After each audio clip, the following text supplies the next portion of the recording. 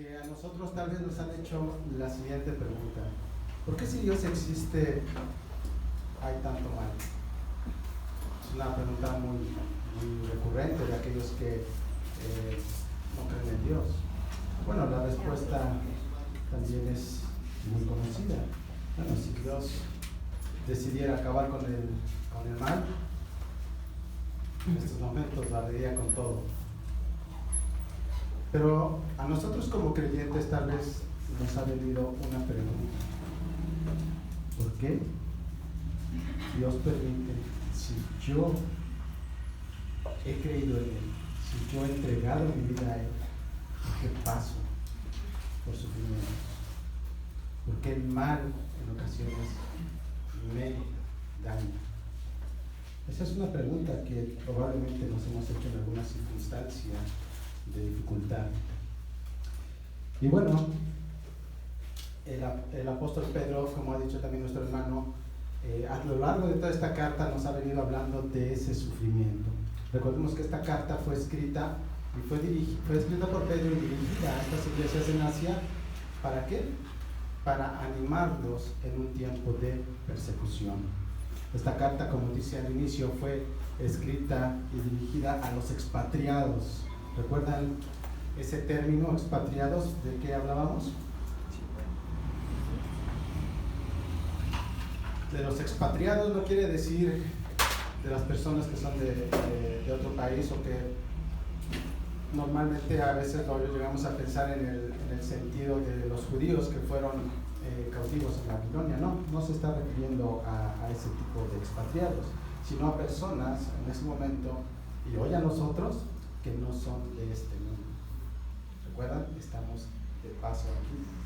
Nuestra nacionalidad es celestial. También el apóstol nos ha hablado acerca del motivo por el cual el Señor nos ha llamado.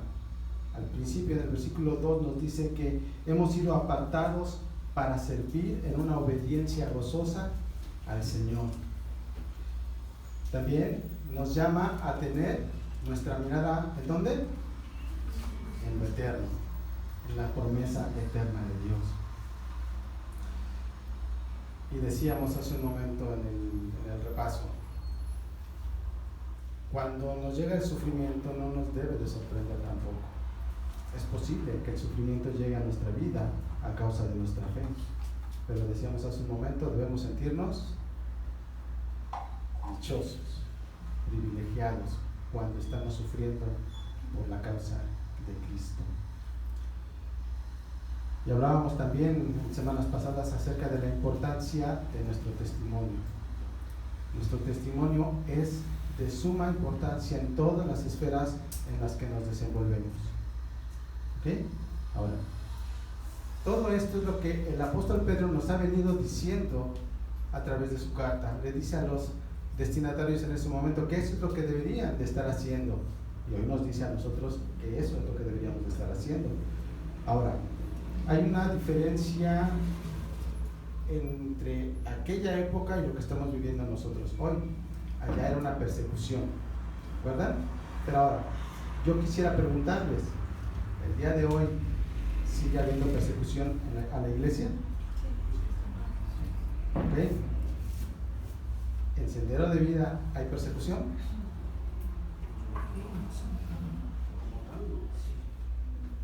¿Ok? Hay un sí y hay un no, o un no sé. Vamos a ver eso. ¿Ok? Entonces, enfocándonos un poquito en aquel momento, ¿por qué Pedro le está pidiendo a estas iglesias que hagan todo esto? Si ellos están pasando por una situación difícil, ellos están sufriendo, ellos están siendo perseguidos, ¿cómo es que él les pide dar testimonio? ¿Cómo les pide obediencia? O sea, es algo que podría tal vez darnos vueltas en la cabeza. ¿Cómo podrían hacer estas iglesias todo eso? Bueno, pues precisamente este capítulo número 5 nos va a decir cómo debe de actuar la iglesia cuando está siendo perseguida. Ajá. Y bueno, Pedro no pierde tiempo. Esta carta tiene esa característica, que Pedro va directamente al punto. Y después de 4 capítulos en la que ha dicho todo esto que he mencionado, ahora dice una exhortación directa y clara. Vamos a 1 de Pedro, capítulo 5, versículos 1 al 4. Por tanto, a los ancianos entre ustedes exhorto yo, anciano como ellos y testigo de los padecimientos de Cristo, y también participante de la gloria que ha de ser revelada. Pastoreen al rebaño de Dios entre ustedes, velando por él, no por obligación, sino voluntariamente, como quiere Dios, no por la avaricia del dinero, sino con sincero deseo, tampoco como teniendo señorío sobre los que les han sido confiados, sino demostrando ser ejemplo del rebaño, y cuando aparezca el príncipe de los pastores, ustedes recibirán la corona inaccesible de gloria. Como vemos, la primera exhortación es dirigida a un grupo específico de la iglesia. ¿A quién? A los ancianos, a los pastores. Entonces, en la persecución les llama Pedro a los responsables de la iglesia. Les hace esta exhortación que hemos escuchado. En estos versículos, el apóstol está llamando a los pastores y a los ancianos a asumir su responsabilidad. ¿Cuál es esa responsabilidad? Bueno, es clara la exhortación. Pedro lo está exhortando aquí a los ancianos a pastorear a esas ovejas que seguramente están temerosas, que están acosadas por la persecución. Pero algo que debemos tener claro ahora, trasladándolo, este lenguaje figurado que está utilizando el apóstol, lo que podemos entender y debemos entender es que está llamando a los ancianos y a los pastores a cuidar de la vida espiritual de la iglesia. Ahora, otra cosa que debemos tener clara con respecto a esto, y sabemos que hay figuras a lo largo de la escritura, y esta figura es muy particular, la que utiliza el apóstol Pedro, y también otros pasajes en otros libros de la Biblia se refieren a la iglesia como el rebaño, que somos ovejas. Y podríamos decir infinidad de características por las cuales se utiliza esta figura, pero yo solamente quisiera mencionar 2. La primera es que las ovejas pasan la mayor parte del tiempo haciendo solamente 2 cosas: comiendo y bebiendo agua. Es la mayor parte del tiempo. Cuando salen a comer, salen a pastar. Pero también una característica que tienen las ovejas es que si alguna de ellas se pierde, es incapaz de regresar por sí misma, y asimismo también es incapaz de encontrar alimento apropiado para ella. Esa oveja que se pierde empieza a comer cualquier cosa que se le atraviesa. Y es en serio, yo de niño lo vi con mi abuelo, que tenía ovejas y chivos. Se comían plásticos, se comían todo aquello que encontraban. Entonces no distinguían qué era aquello que les hacía bien y qué era aquello que les hacía mal. Empezamos a ver cómo nos estamos asimilando. Hay ocasiones que eso es lo que hacemos nosotros. No nos ponemos a reflexionar qué es aquello que estamos consumiendo, viendo, escuchando, comiendo. Entonces ahí empezamos a ver el por qué se está utilizando esta figura. Ok, ahora, lo que estamos viendo entonces es que las ovejas necesitan ser guiadas a esos lugares donde hay alimento y agua. Y Jesús lo vio también claramente a través de su ministerio. Ahí en Mateo 9, 36 y 37 nos dice lo siguiente. Mateo 9, 36 y 37. Y viendo las multitudes, se está refiriendo a Jesús, tuvo compasión de ellas, porque estaban angustiadas y abatidas, como ovejas que no tienen pastor. Entonces dijo a sus discípulos: la cosecha es mucha, pero los obreros pocos. y a la fecha sigue siendo una realidad. La cosecha es mucha, pero los obreros pocos. Jesús vio la necesidad de estas personas, vio que tenían necesidad de un pastor que los llevara a donde hay alimento, a donde hay agua, donde hay cuidado.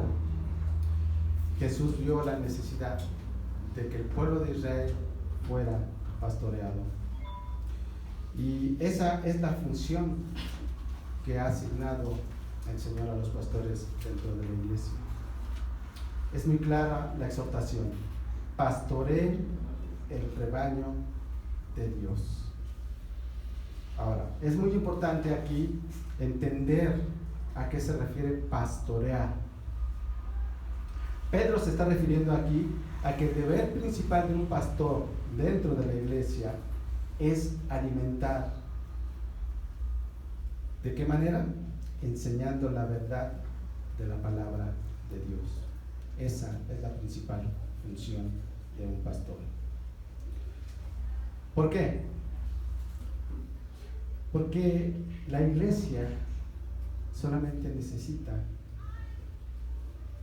un alimento espiritual. ¿Cuál es ese alimento? El pan de vida, la palabra de Dios. Lo único que necesita la iglesia es a Logos encarnado, a Cristo. Y nos lo dice claramente en Juan 6:35. Jesús les dijo: yo soy el pan de la vida. El que viene a mí no tendrá hambre, y el que cree en mí nunca tendrá sed. Entonces, como hemos dicho, el deber principal del pastor o del anciano es dirigir a las ovejas, ¿a dónde? A Cristo. Para que Cristo sea quien dirija nuestra vida. Para que sea Cristo el que se refleje en la vida de cada uno de nosotros.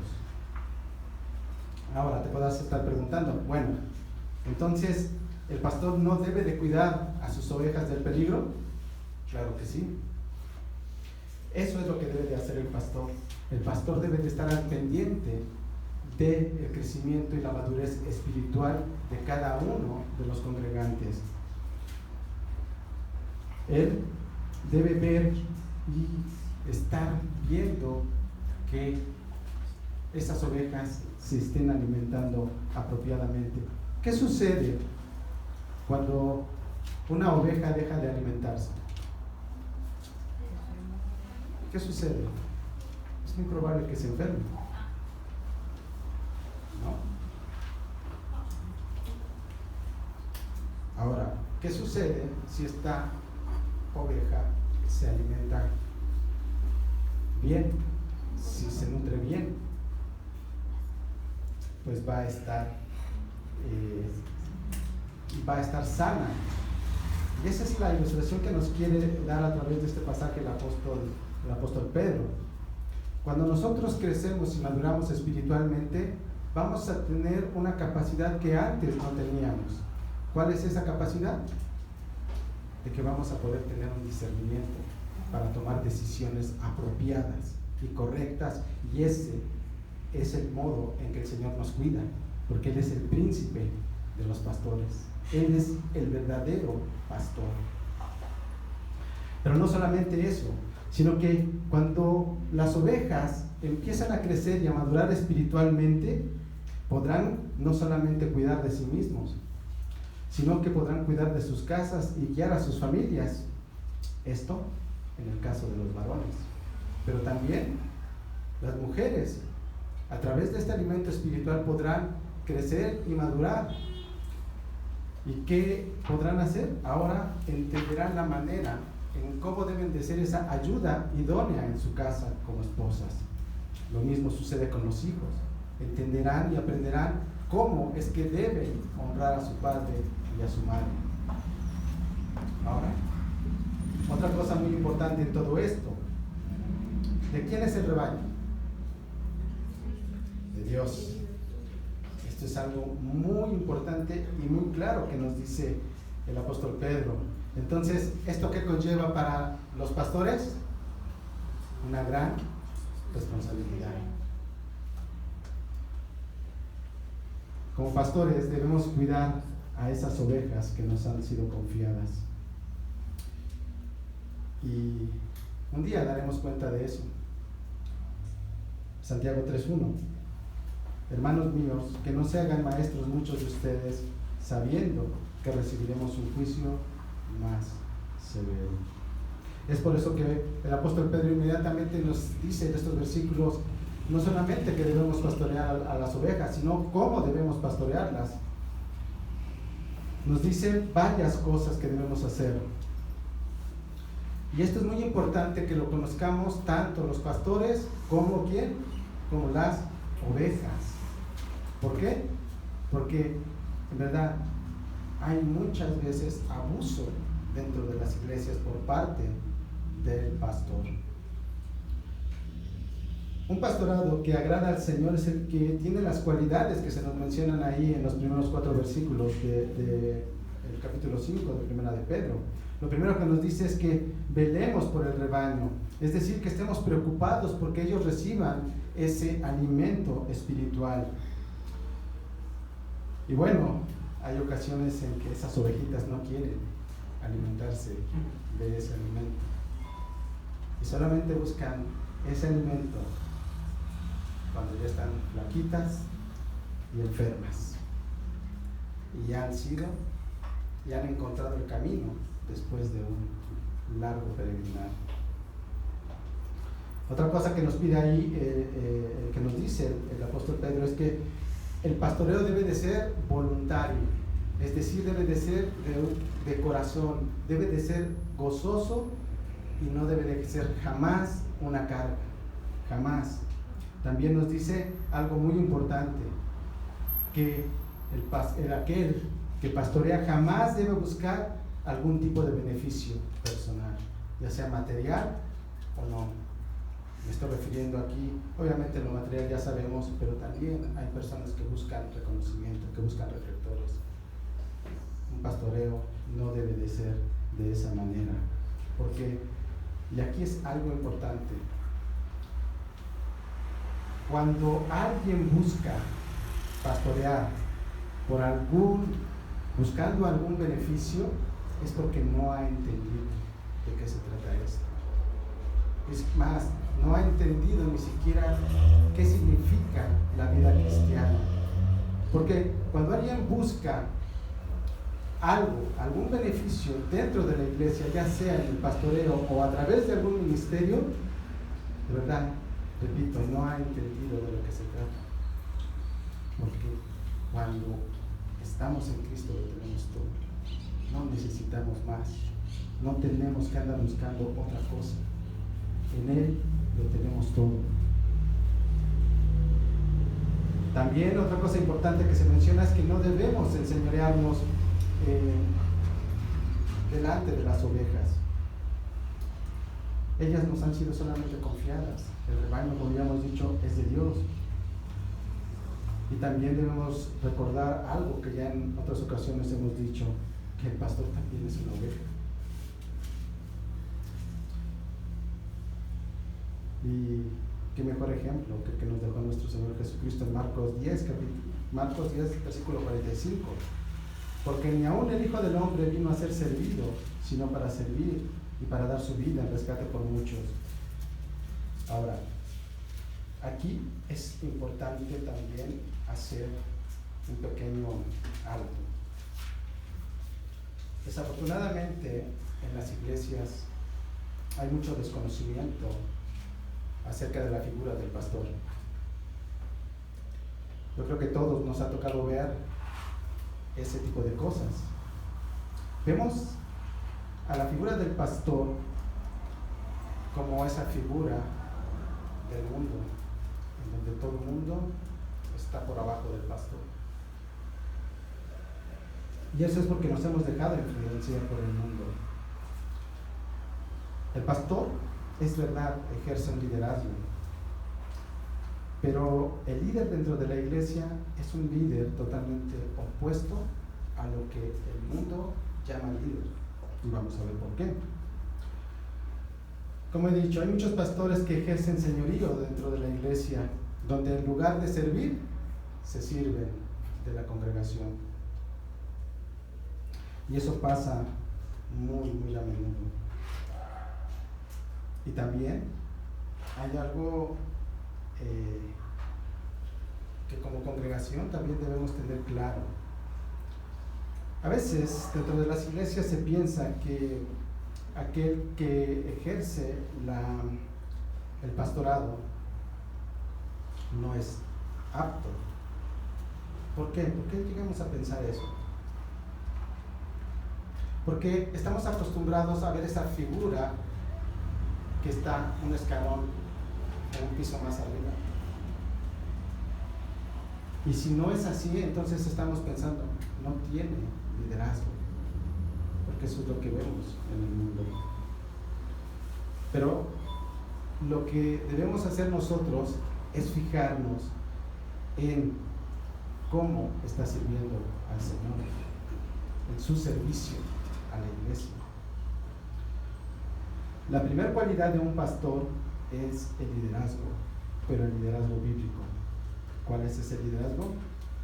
Marcos 10, versículos 42 y 43, ahí donde estábamos. Jesús está hablando aquí a sus discípulos y les dice: ustedes saben que los que son reconocidos como gobernantes de los gentiles se enseñorean de ellos y que sus grandes ejercen autoridad sobre ellos, pero entre ustedes no es así, sino que cualquiera de ustedes que desee llegar a ser grande será su servidor. Oswald Sanders dijo lo siguiente: la verdadera grandeza y el verdadero liderazgo no se logra reduciendo hombres al servicio de uno, sino generosamente dándose uno mismo al servicio de ellos. El verdadero líder espiritual se preocupa infinitamente más por el servicio que presta a Dios y a sus seguidores que por los beneficios y placeres que pueda extraer de la vida. También otra cosa que nos menciona el apóstol Pedro ahí en los primeros versículos del capítulo 5 es que el pastor debe de ser ejemplo.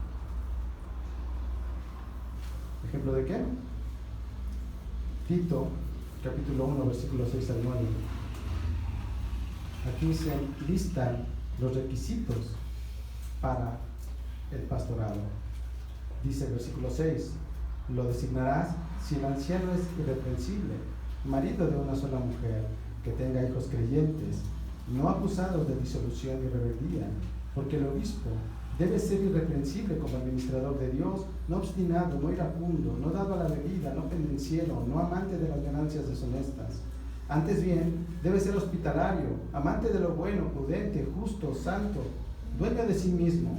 Debe tener la palabra fiel, que es conforme a la enseñanza, para que sea capaz también de exhortar con sana doctrina y refutar a los que contradicen. Pero sobre todas estas cosas, el pastor debe respaldar sus palabras con sus acciones. Ahora, algo que debemos también tener claro es lo siguiente: ninguno de los que estamos aquí, por mérito propio, somos dignos de servir al Señor. Nadie. Pero gracias al sacrificio de la cruz, gracias a la misericordia y la gracia de Dios, es que hoy podemos servir a nuestro Señor. Es por eso que hoy hay gente ministrando, hay diáconos, hay pastores, hay ancianos. Ahora, con esto no quiero desanimar a nadie para servir al Señor, para ministrar, y mucho menos quiero desanimar a alguien para ejercer el pastorado, sino todo lo contrario, porque a través de la obra de Cristo esto es posible. Y es algo, hermanos, que yo personalmente quiero que reflexionemos cada uno de nosotros. Porque ese anhelo, ese deseo de servir al Señor debe estar en cada uno de nosotros, como lo dijo el apóstol Pablo, ahí en 1 de Corintios 9:16. Ahí dijo él: porque si predico el Evangelio, no tengo nada de qué gloriarme, pues estoy bajo el deber de hacerlo, pues ay de mí si no predico el Evangelio. Aquí, cuando dice que tiene el deber de hacerlo, no es por una imposición, es porque es algo que él no puede contener, es algo que él no puede reprimir. Él tiene esa necesidad de salir y predicar el Evangelio, de salir y servir al Señor. Y ese mismo fervor es el que nosotros deberíamos de tener para servir al Señor.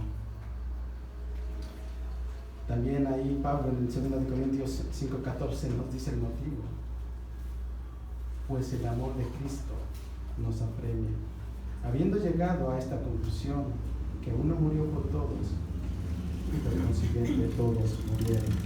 En la cruz el Señor murió y junto con él hemos dicho, todos los que hemos puesto nuestra fe en él hemos muerto, pero también hemos resucitado a nueva vida. El amor de Cristo es lo que debe impulsarnos a servirle, y para ello nos ha dado dones. Él nos ha dado todo lo que necesitamos para servirle, para poder ministrar, para poder incluso pastorear, porque la obra no es del ser humano, la obra es de Él. Y eso lo vimos apenas hace unos días. 1 de Pedro 4:10: según cada uno ha recibido un don especial, úselo, sirviéndose los unos a los otros, ¿cómo? Como buenos administradores. ¿De qué? De la multiforme gracia de Dios. El Señor nos ha dado a cada uno dones diferentes para servir. Todo nos ha sido dado por gracia. ¿Y qué egoístas seríamos sabiendo que Dios nos salvó, que Dios nos adoptó como hijos y que nos ha mostrado su amor en la cruz? Y además nos ha dado la capacidad para poderlo servir. Y que aún nosotros, sabiendo todo lo que podemos hacer para servirlo, decidamos no hacerlo. Algo que tenemos que reflexionar.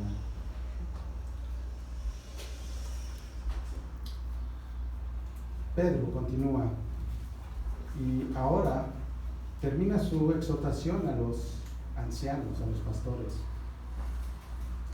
Pero en esta exhortación Pedro nos deja ver algo que va a utilizar para hacer el siguiente llamado. Pedro nos dice que él se considera un anciano más, un anciano igual a aquellos que está exhortando, un anciano con las mismas responsabilidades. Él no se está enseñoreando, él no está haciendo uso de su apostolado. Él dice: yo soy como ustedes. Y eso le permite hacer el siguiente llamado ahora a la congregación, y les pide, les llama a ser siempre humildes. Versículos 5 al 7, 1 de Pedro 5. Asimismo, ustedes los más jóvenes estén sujetos a los mayores, y todos revístanse de humildad en su trato mutuo, porque Dios resiste a los soberbios, pero da gracia a los humildes. Versículo 6. Humíllense pues bajo la poderosa mano de Dios, para que Él los exalte a su debido tiempo, echando toda su ansiedad sobre Él, porque Él tiene cuidado de ustedes. Pedro, al hacer esta exhortación, quiere dejar claro que a lo que llamó a los ancianos, a los pastores, de no enseñorearse de la congregación, no se malinterprete. Él quiere que quede claro que lo que ha dicho a los ancianos no significa que no tienen ahora autoridad. Y bueno, primeramente se dirige ¿a quién? más jóvenes en la congregación. ¿Por qué lo hacen? No sabemos por qué lo hacen, pero podríamos darnos una idea. Normalmente, no quiero decir que todos, pero generalmente los más jóvenes son aquellos que son más inmaduros. Y es por eso que tal vez Pedro está haciendo este primer llamado específicamente a los más jóvenes, para que no malinterpreten y piensen que ahora los ancianos no tienen autoridad. Es por eso que les dice: estén sujetos a los ancianos, estén sujetos a los mayores. Ahora, esto es algo muy importante y que debemos tener claro, porque muchas veces pasa desapercibido. A través de la Biblia, pero también tenemos recientemente Pedro nos lo ha dicho recientemente, nos ha hablado en capítulos anteriores acerca de la sujeción. Nos ha dicho que debemos estar en el versículo que nos preguntaba Jaime, ¿no? Cuando nuestros jefes no son muy amables, ¿qué debemos estar? Sujetos a ellos. También nos dice que debemos estar sujetos a las autoridades.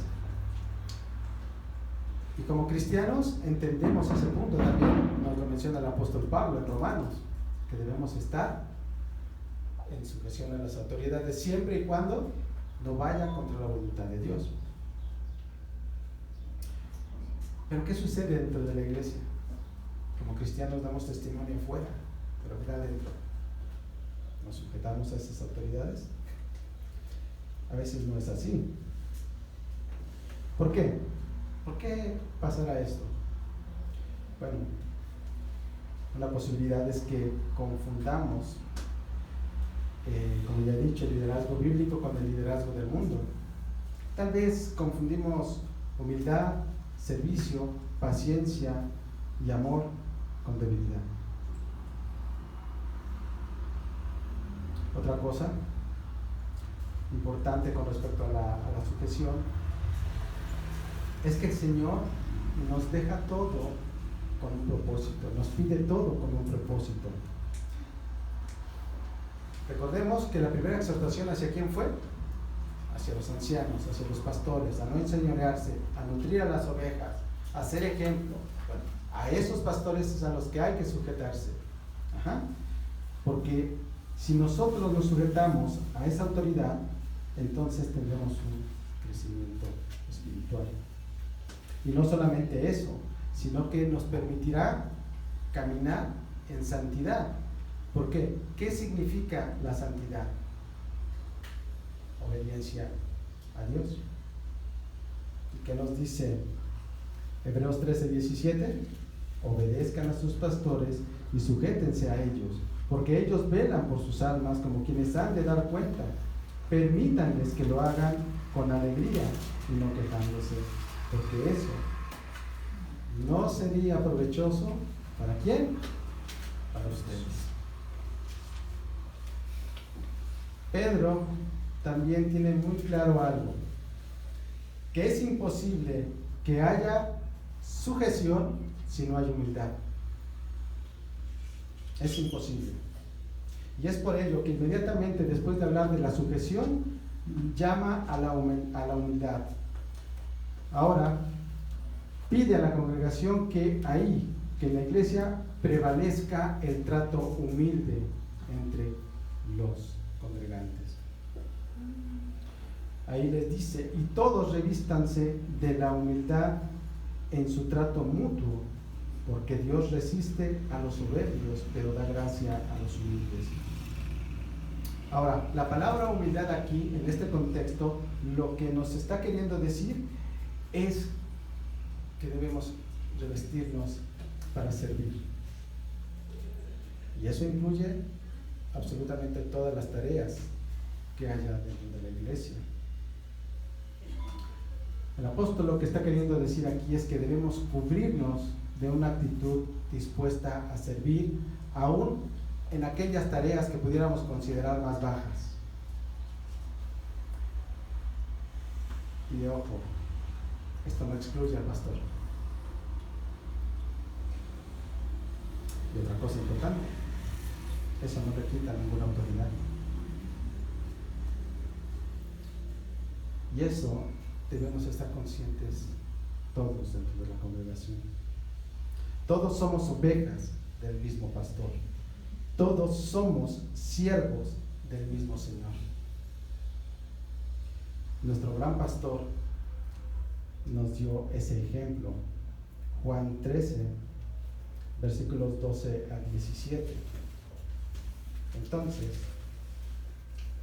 cuando acabó de lavarle los pies, hasta la de Jesús, tomó su manto y sentándose a la mesa otra vez, les dijo: ¿saben lo que les he hecho? Ustedes me llaman maestro y señor y tienen razón, porque lo soy. Pues si yo, el señor y maestro, les lavé los pies, ustedes también deben lavarse los pies los unos a los otros. Porque les he dado ejemplo, para que como yo les he hecho, también ustedes lo hagan. Algo importante y otro aspecto que muchas veces también dejamos de lado y a lo mejor lo hacemos inconscientemente y no estamos mostrando humildad, es que a veces la humildad se demuestra permitiéndote ser servido. ¿Me explico? Cuando nosotros aceptamos ser servidos o aceptamos alguna ayuda, también estamos mostrando humildad. Si alguien tiene una atención contigo, recíbela con gusto, porque eso sale del corazón de la persona. Y no hagas ver o sentir a la persona que no necesitas de ella. Pero debemos también tener cuidado y no abusar de eso. Y la manera de hacerlo es que así como nos sirven, también nosotros sirvamos a los demás.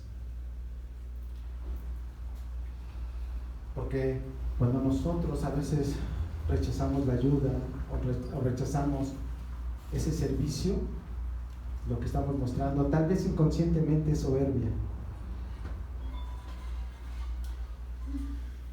Y cuando la soberbia se asoma en nuestra vida, ¿qué nos dice los versículos que acabamos de leer? Que Dios resiste a los soberbios. ¿Pero qué? Pero da gracia a los humildes. Entonces, cuando la soberbia aparece en nuestra vida, debemos tener mucho cuidado, porque lo que nos está diciendo este versículo es que Dios resiste. ¿Ok? Entonces, ¿qué está sucediendo ahí? Nos estamos poniendo en contra de Dios y también Dios está en contra de nosotros. Pero, por el contrario, Él da gracia a los humildes. Isaías 57:15.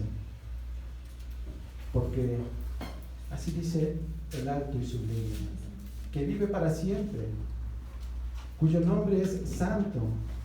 Yo habito en lo alto y santo, y también con el contrito y humilde de espíritu, para vivificar el espíritu ¿de quién? De los humildes, y para vivificar el corazón de los contritos. Yahvé habita en el humilde y vivifica su espíritu. El llamado de Pedro a la sujeción y a la humildad no ha terminado. En los versículos 6 y 7 reitera este llamado. Versículo 6: humíllense pues bajo la poderosa mano de Dios, para que los exalte a su debido tiempo, echando toda su ansiedad sobre Él, porque Él tiene cuidado de ustedes. El apóstol nos llama aquí a humillarnos delante de nuestro Señor, a reconocer nuestra total y absoluta dependencia de Él. Nos debemos mantener siempre humildes, dice, bajo la mano poderosa de Dios, confiando plenamente en Él.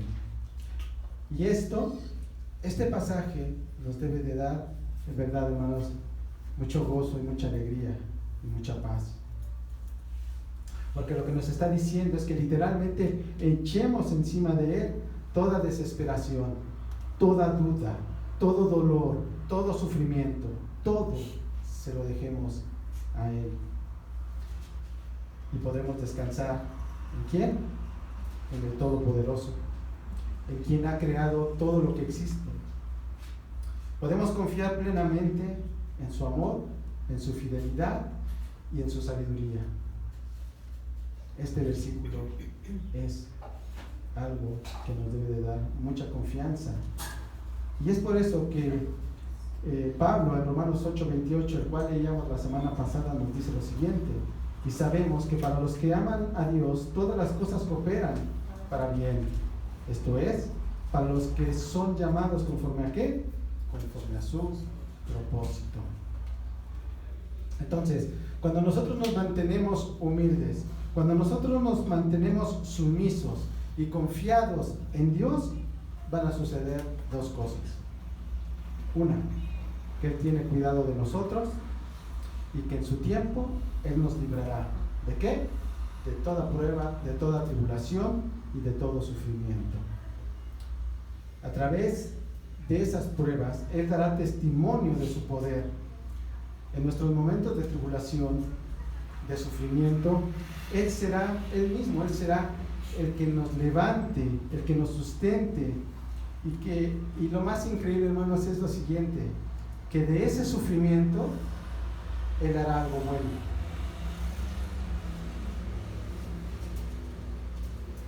Eso que Él hace con el mal que muchas veces llega a nuestra vida, Él lo encausa para cumplir su propósito eterno.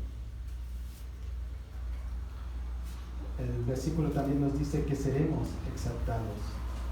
Y eso es a lo que se refiere. No se refiere a una exaltación como la que el mundo pudiera entender. La exaltación es que nos va a librar de esa tribulación, de ese sufrimiento. Así que podemos entregarnos por completo al cuidado del Señor. Pero algo muy importante es que nosotros no debemos desentendernos de nuestras responsabilidades. Tenemos responsabilidades. ¿Cuáles son? Versículos 8 al 9. Sean de espíritu sobrio, estén alerta. ¿Por qué? Porque su adversario, el diablo, anda al acecho como león rugiente buscando a quien devorar. Pero resístanlo firmes en la fe, sabiendo que las mismas experiencias de sufrimiento se van cumpliendo en sus hermanos en todo el mundo. Pedro ahora llama a la congregación a dos cosas: a ser de espíritu sobrio y estar alerta. La semana pasada veíamos a qué se refiere de tener un espíritu sobrio. ¿A qué se refiere? A tener dominio propio.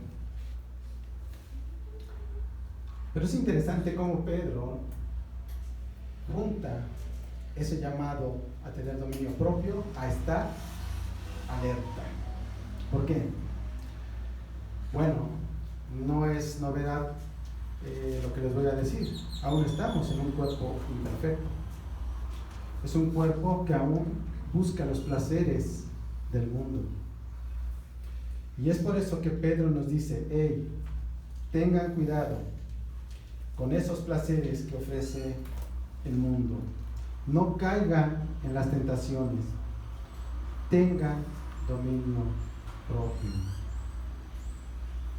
Ahora, algo que debemos tener claro es que nosotros no vamos a luchar contra esas tentaciones. No podemos luchar en nuestras fuerzas contra esas tentaciones. ¿Qué es lo que debemos de hacer cuando hay una tentación? Exacto. Nosotros, y precisamente ahí viene esa madurez y ese crecimiento espiritual, y entonces viene el por qué debemos alimentarnos espiritualmente. ¿Por qué? Porque esa madurez y ese crecimiento espiritual nos van a ayudar a tener un discernimiento para poder identificar aquello que no es correcto, aquello que nos puede hacer tropezar, y entonces, como ustedes acaban de decir, apartarnos de esa tentación. ¿Cómo logramos esto? Bueno, un verdadero creyente va creciendo espiritualmente, va madurando poco a poco y entonces va entendiendo que tiene una nueva naturaleza. Pero cuando no estamos alimentándonos, ¿qué sucede? Alimentándonos espiritualmente, nos vemos inmersos en el mundo y no nos damos cuenta que contamos con esa nueva naturaleza. Tampoco nos damos cuenta que ahora nuestra mente tiene la capacidad de poder discernir entre lo que es bueno y lo que es malo, porque nuestra mente ha sido transformada y ya es capaz de pensar no solamente en las cosas de la carne. En 1 Corintios, el apóstol Pablo nos dice que tenemos la mente ¿de quién? De Cristo. Es por eso que podemos discernir entre lo bueno y lo malo. Pero esto no es algo mágico. Pablo también en Romanos 12:2 nos dice que para conocer la buena voluntad de Dios que es perfecta. Y eso es a través de la Escritura. La Escritura es lo que va a renovar nuestra mente, lo que nos va a hacer pensar como Cristo. Pero no solamente eso. Filipenses 4:8, ¿recuerdan? Este fue unos versículos que alguna vez aprendimos de memoria. Filipenses 4:8. Pablo está llamando a los hermanos de Filipo a hacer lo siguiente. Por lo demás, hermanos, todo lo que es verdadero, todo lo digno, todo lo justo, todo lo puro, todo lo amable, todo lo honorable, si hay alguna virtud o algo que merece elogio, en esto mediten. Pablo lo está pidiendo, ¿por qué? Porque ahora lo podemos hacer. Si no, no lo estaría pidiendo. Hoy tenemos esa capacidad de poder mirar todo aquello que antes nos era velado. El dominio propio, hermanos, no es posible ejercer ese dominio propio si nuestra mente no está saturada de la palabra de Dios. Si la palabra de Dios no está diario en nuestras vidas, no vamos a poder tener dominio propio. Es por eso la importancia de pasar tiempo en las Escrituras todos los días. Y Pedro sabe que si nosotros descuidamos eso, estaremos dando oportunidad ¿a quién? Al enemigo, que siempre está como león rugiente al acecho. ¿Qué característica tiene un león?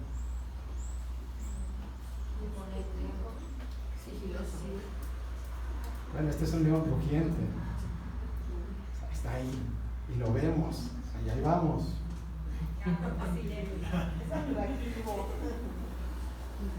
Entonces, cuando nosotros dejamos de pasar tiempo en la palabra, eso es lo que hacemos. Vemos al león rugiente y vamos. Y no entendemos que la única meta que tiene ese león rugiente es destruirnos. Eso es lo que él busca.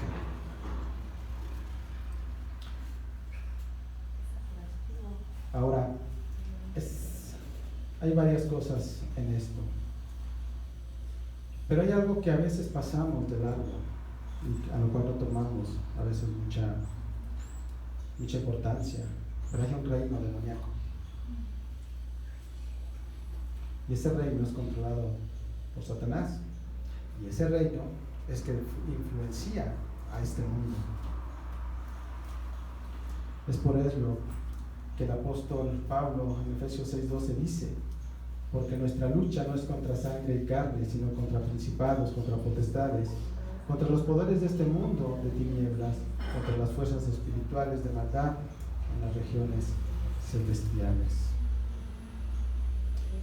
Ahora, más adelante, ¿qué nos dice? ¿De qué manera nos dice que resistamos esto, el apóstol Pedro?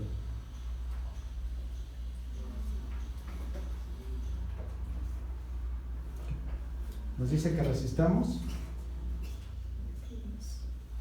Normalmente esperaríamos que nos dijera cómo resistir, pero no nos dice cómo resistir. Nos dice en dónde resistir. ¿En dónde? En la fe. ¿En la fe qué? En el Evangelio. En la fe en la obra de Cristo. Filipenses 1, 27 al 28. Solamente compórtense de una manera digna del Evangelio de Cristo, de modo que ya sea que vaya a verlos o que permanezca ausente, pueda oír que ustedes están firmes en un mismo espíritu, luchando, unánimes por la fe del Evangelio. De ninguna manera estén atemorizados por sus adversarios, lo cual es señal de perdición para ellos, pero de salvación para ustedes, y esto de Dios. Nosotros no tenemos que estar luchando contra demonios. Nosotros no tenemos que estar echando demonios. Nosotros tenemos que resistir en la fe. ¿Y cómo vamos a resistir en la fe? Viviendo de una manera digna del Evangelio, nos dice Pablo. Es decir, mediante la fiel obediencia a la palabra de Dios. Es así. Cuando nosotros resistimos firmes en la palabra y en obediencia al Señor, ¿qué nos dice la Escritura que va a hacer el diablo? A huir. Ahora, también es cierto que ahí al final del versículo 9 nos dice que esto también está pasando a otros hermanos, y eso pasa. ¿Qué quiere decir esto? Bueno, al principio preguntábamos si esta iglesia estaba en persecución, si esta iglesia estaba siendo atacada. Si me preguntan a mí, la respuesta es sí.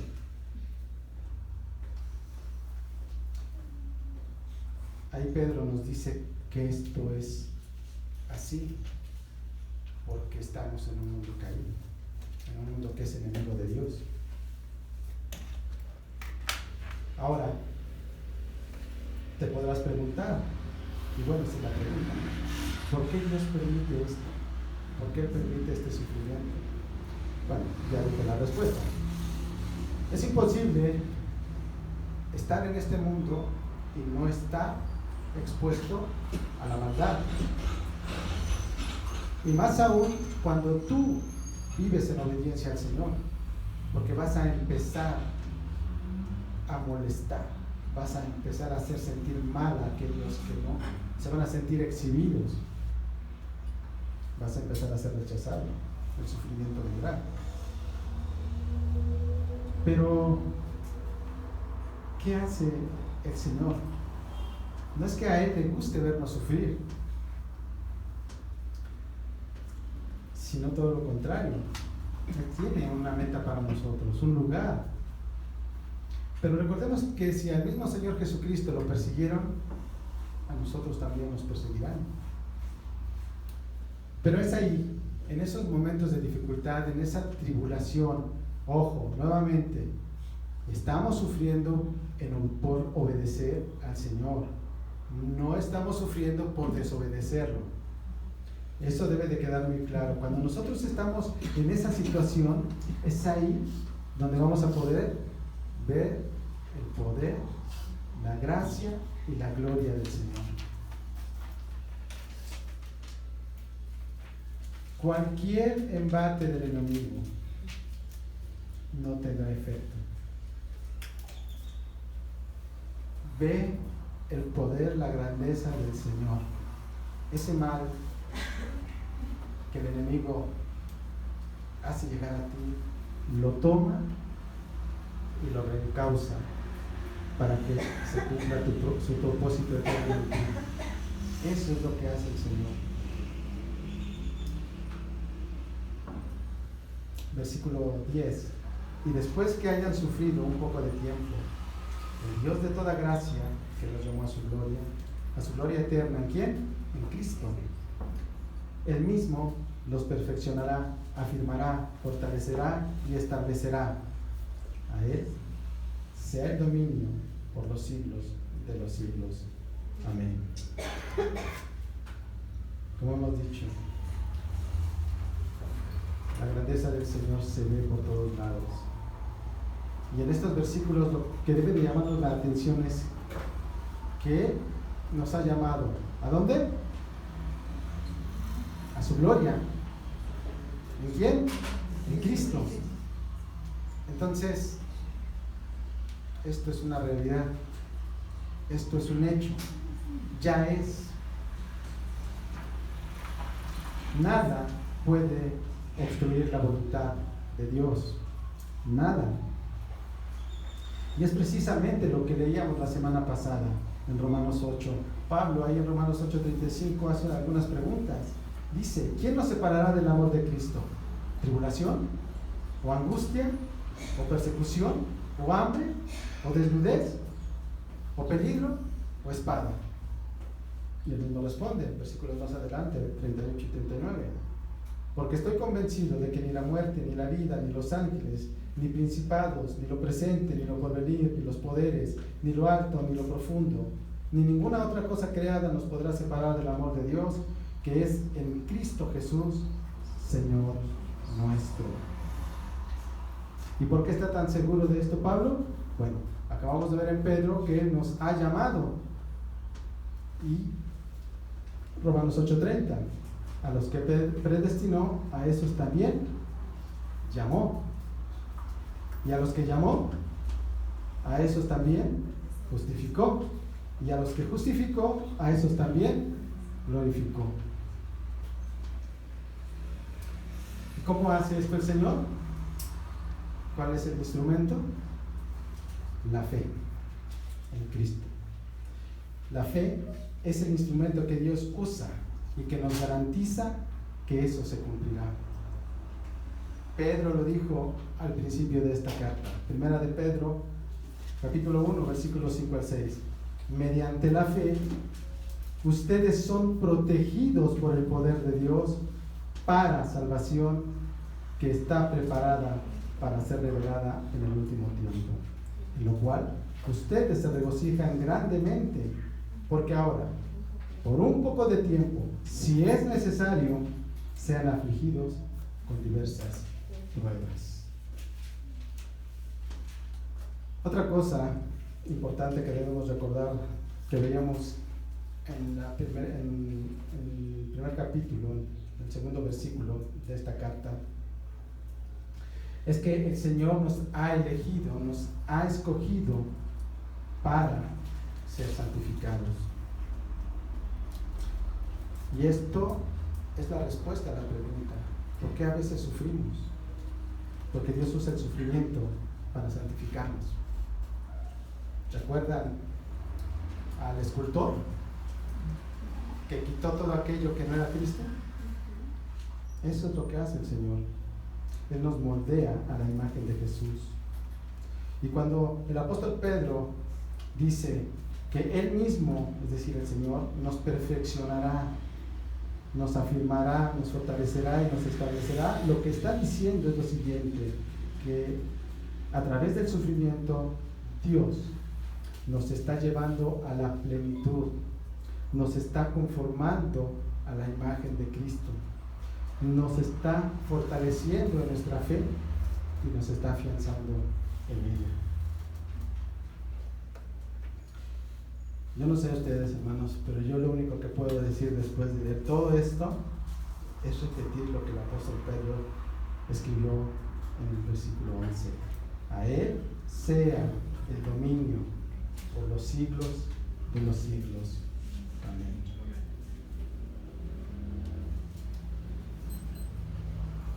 Pedro termina esta carta en los versículos 12 al 14. Y al igual que en el inicio, si recordamos, decíamos que Pedro no perdió absolutamente tiempo. En el mismo saludo nos habló de la obra de salvación. Y la despedida no es la excepción. Aquí, en estos versículos, Pedro aprovecha y nos dice que Él da testimonio de que lo que ha escrito es la verdadera gracia de Dios, esa gracia que salva, esa gracia que santifica, esa gracia que glorifica. También vemos ahí en esos versículos 12 al 14 que hace una última exhortación a mantenernos firmes aún en medio de las dificultades. Y la carta no puede terminar de mejor manera. El último versículo, ¿qué nos dice?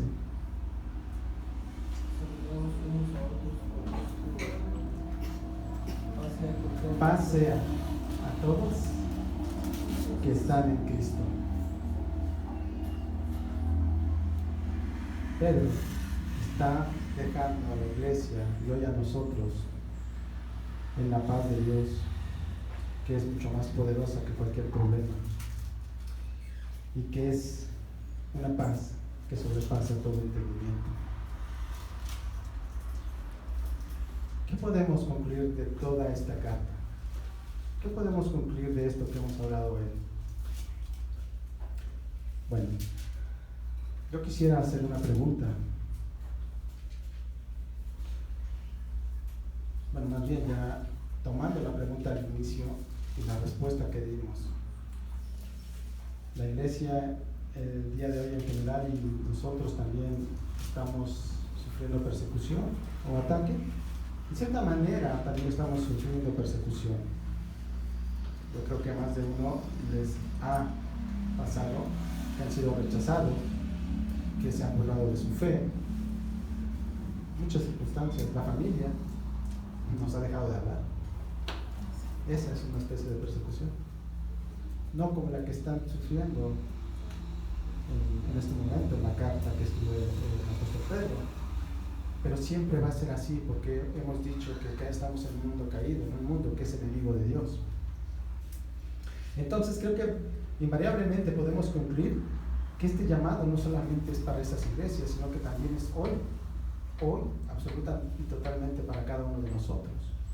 Porque el apóstol lo que nos está diciendo a través de este capítulo número 5 es qué es lo que debemos hacer como iglesia cada uno de nosotros en el rol que tenemos para enfrentar esa persecución, para enfrentar esos ataques que podemos estar recibiendo. Y no podemos ser omisos a esto que el Señor nos está hablando. Hoy nos ha hablado claro, hoy nos ha hablado fuerte el Señor. El llamado que nos está haciendo es a nosotros, como ancianos, como pastores de la iglesia, ¿a qué? A pastorear su rebaño, a alimentarlo con ese alimento espiritual que es la palabra de Dios, y hacerlo con amor, hacerlo con humildad, con gozo. Nos está llamando a dirigir a la congregación al príncipe de los pastores, a Cristo. El Señor también nos está llamando como ancianos a sujetarnos a nosotros a Él, porque de Él es la iglesia, pero llama a la congregación a sujetarse a la autoridad de los pastores. El Señor nos llama a todos, a servirle a Él y a servirnos mutuamente con humildad y amor cada uno de nosotros. El Señor nos llama a confiar plenamente en Él, aún en estos momentos que pudiéramos estar pasando de dificultad. El Señor nos llama a llevar a cabo nuestras responsabilidades, a tener dominio propio, a estar alertas y permanecer firmes en la fe. La pregunta es, ¿lo estamos haciendo? Y si no lo estamos haciendo, ¿cuándo será ese día? Porque hay algo muy cierto. El Señor ya hizo lo que tenía que hacer. Nos ha llamado a su gloria eterna en Cristo. Y no puede haber mayor motivación, como decíamos, para nosotros que el amor, la gracia y la misericordia que hemos recibido de parte de Él. Ese es el llamado que nos hace el Señor el día de hoy. Y yo me gozo en volver a leer: a Él sea el dominio por los siglos de los siglos. Amén. Padre, gracias por tu palabra. Le pedimos perdón, Señor, si estamos sumisos. Pedimos tu guía, pedimos tu fortaleza, llénanos de esa humildad, Señor, para poder reconocer que estamos fallando, pero también danos ese ánimo, Señor. Permítanos mirar ese amor en la cruz, permítanos gozarnos, Señor, de esa salvación que tú nos has dado, porque es un regalo maravilloso que muchos no tienen, Señor, y que oramos, Señor, porque seamos instrumentos en esta iglesia para que muchas personas en esta comunidad puedan conocerte, Señor. Ayúdanos, Señor, aún en estas adversidades, aún bajo los ataques que podamos estar recibiendo como personas, como individuos, como miembros de tu iglesia, pero también como cuerpo. Danos esa fortaleza y esa sabiduría para crecer en ti, para buscar de ti y honrarte y glorificarte con nuestra vida, Señor. Gracias por tu palabra, gracias por tu Hijo Jesús. En su nombre oramos y te damos gracias.